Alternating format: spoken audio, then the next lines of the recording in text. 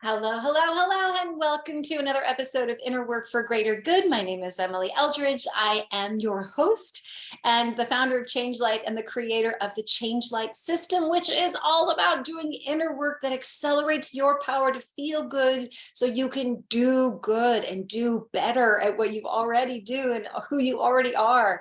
I am, as you can see, I have a different backdrop today. I'm actually coming to you from my bed.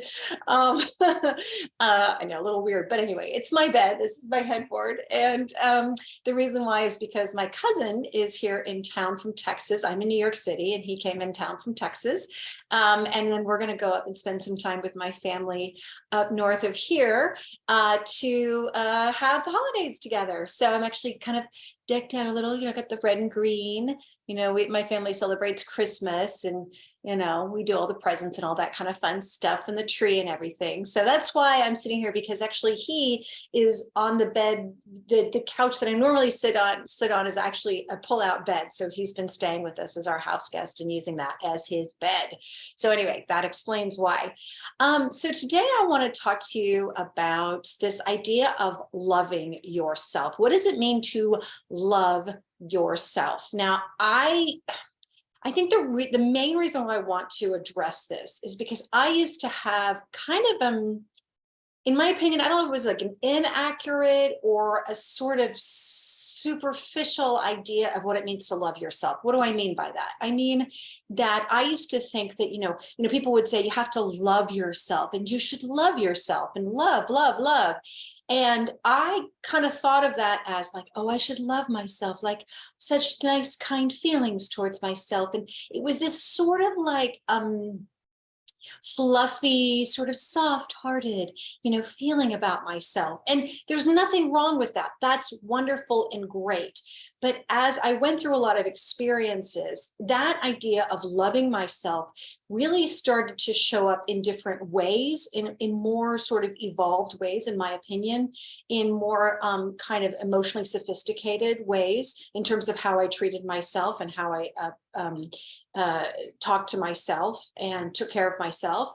And so I just want to share that with you, that this idea of loving yourself, just in case you might have kind of a different idea, maybe similar to mine or a different one, about what it means to love yourself. And so I was sitting down thinking about, what do I think of now when I think of loving myself? And certain words came really strongly to me.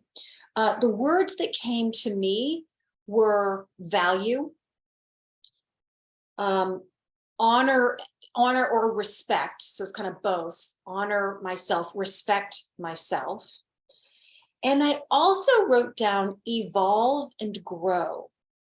So notice, in a way, there's kind of a progression there. So it's to value, and also then to honor and respect, and then also to evolve and grow. So let me break this down, what I mean by this. So the way I see it when it comes to love yourself is very simply to value yourself, to know that you have value and worth just for existing, not because of anything you do, or because of whatever your status is, or because of whatever your title is in, your profession, or because of anything else, but just the very baseline of valuing yourself simply because you exist, for who you are. Now, notice that when I talk about valuing yourself, that's a different, at least to me it is, it's a different feeling than what I was saying, like love yourself. It's valuing, to me, comes from sort of a solid, strong, clear place. Like, I value myself. I know that I am worthy. I know that I'm good enough no matter what. So that's what I mean by valuing yourself, beyond just having sort of loving feelings towards yourself. It's just saying, I know that I'm okay. I know that I'm enough. I can value myself. I can really, and this gets into the second one, I can honor and respect myself. And so when you really value yourself, that's when it kind of leads to then honoring yourself. In other words, making those choices that are all about honoring what's right for you and taking care of you and respecting you. And that can mean respecting what you know is right for you. It can mean respecting your own boundaries when it comes to other people or situations or choices that you make, respecting your body, respecting your mind. I often say that my greatest possession is my emotional well-being, because for one thing, I've worked really, really hard for it, but also because to me, it is what I value more than anything, is being emotionally well. And I find that as long as I'm emotionally well, obviously physical wellness is really important too. But I gotta just throw in here a little comment about this, is that people often, people say obviously health is wealth, and if you don't have your health, you don't have anything.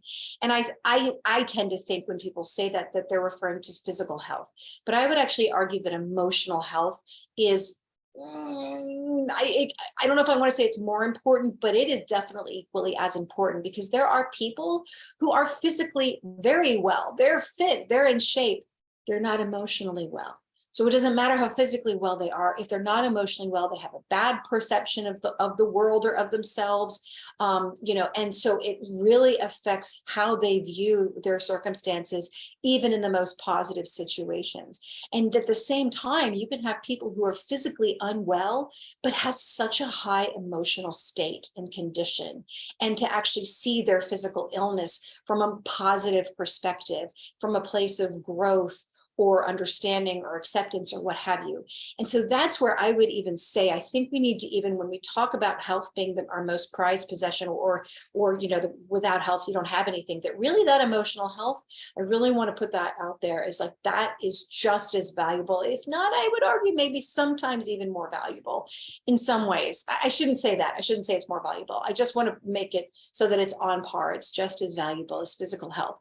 So when it comes to, valuing ourselves, but then that turns into honoring and respecting ourselves. So respecting your physical body, respecting your emotional well-being, making choices that show respect for yourself. That is loving yourself. When you make those choices that are right for you and that are right for your truth, that are in alignment with your truth, that is also loving yourself. And in that moment, you may not have, again, going back to how I used to see loving yourself, may not have those like, oh, I'm just loving myself in this moment. It may just be like, I'm respecting myself. I respect and value myself enough to not do this thing, or to do that thing, or to make this choice, or to set this boundary, or to say yes, or to say no. That is an action of value and respect for oneself, which I would argue is loving yourself. You love, meaning you value and respect yourself enough to do what feels right for you, and that's not hurtful for you, or that's that's honoring and respecting yourself. And then I mentioned evolve and grow. Well, actually, no, I'm sorry. Let me back up. Sorry, I'm looking at my notes again. So in terms of honor, so respecting yourself and your truth. And also I want to add about honor, a couple things I wrote here too. So honor can also mean you honor and celebrate your own strengths and positive traits. So you really actually see the good in you. You see the valuable things you've done, or you see that you're trying, even if you're not succeeding in the ways that you wish you were, at least you're trying. So again, that's a form of loving yourself and having kindness towards yourself and respect for yourself. So it's honoring and celebrating your own strengths and positive traits, which can mean at the same time, and I'll explain why this is important, this whole at the same time thing, recognizing and working to heal or change those troubled areas inside you, or those unhealthy behaviors that you may have towards yourself or towards others. So here's why I think this both and here is important, that we can both love and honor and value and respect ourselves, our strengths, our positive traits, while at the same time recognizing and being honest with ourselves about those parts of us that maybe we got to work on, maybe we got to improve on those, maybe we got to heal some wounds inside, maybe we got to change some behaviors or some perspectives, or some attitudes that we have, or some beliefs that we carry. So it's not that an either or, like, well, I only love myself if I think I'm absolutely perfect and wonderful. No, no, that is just not, from my perspective, that's just not the way it works, because then you're also you're never going to get there. It's just a never ending thing. You're never going to get to that place where you feel like you truly love yourself, because you're constantly recognizing, or that, oh no, there's too much wrong with me. You can do both honor and value and respect yourself, and see areas for improvement, if you will, areas for evolving and growing. And so that's why it leads to my final point about this, which is evolve and grow. So when we love ourselves, we value ourselves, we honor and respect ourselves, but we also love and value ourselves enough to evolve and grow, to be better versions of ourselves, to really recognize, as I said, those parts that maybe need help, or to recognize when we're not showing up fully as our best selves, as we know we can, and then really working on that.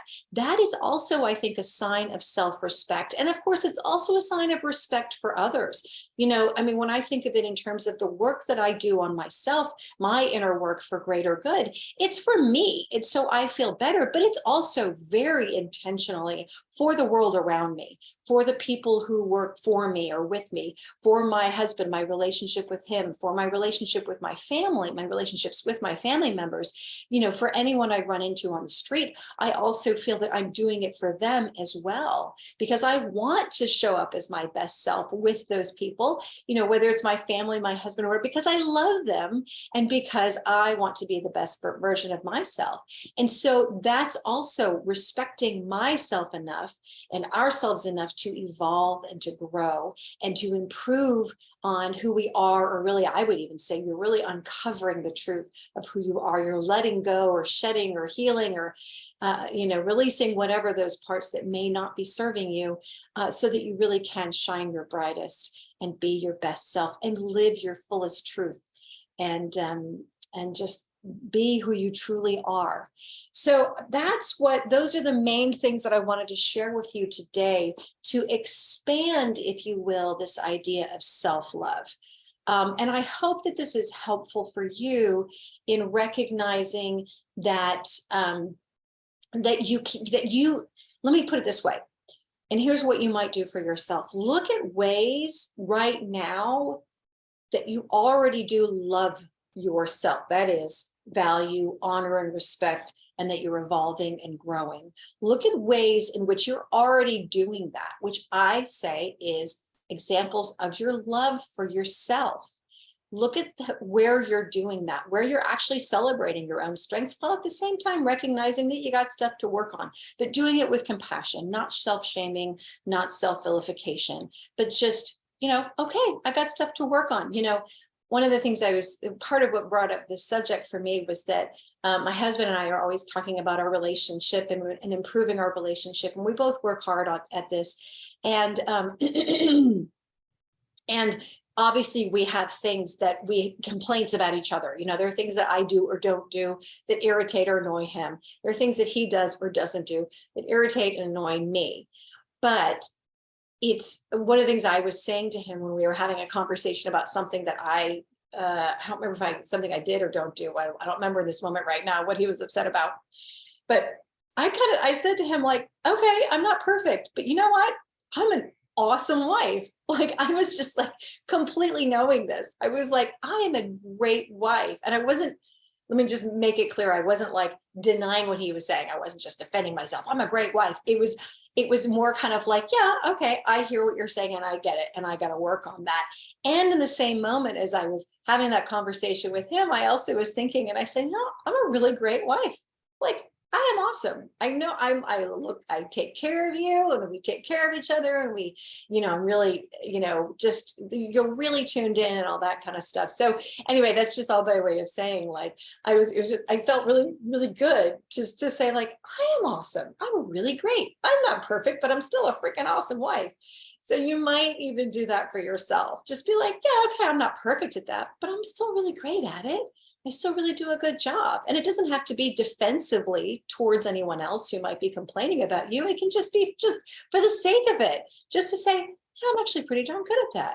And that's a way of also loving yourself, because you're recognizing that, yeah, you don't have to be perfect, but you can still be really great and still value who you are and how you show up and what you bring. And which is, all the goodness and all the light that you can in this moment right now. All righty. I hope this has been helpful. As always, this is Emily with Inner Work for Greater Good.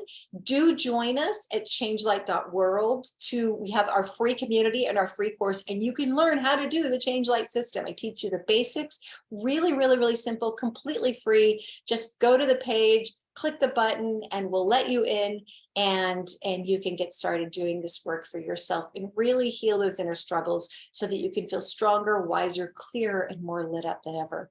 All right. Mwah. I hope you have happy holidays, and I will see you again soon.